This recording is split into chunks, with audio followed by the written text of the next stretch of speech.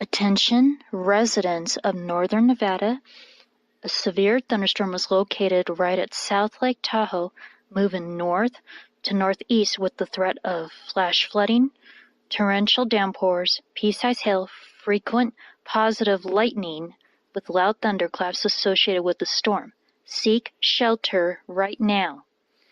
Get inside a sturdy building or get inside a car if no shelter is available. If there are no options available at all, crouch down on your heels, bent over, cover your ears, head, and keep your eyes shut from the bright lightning and your ears closed from the loud thunder.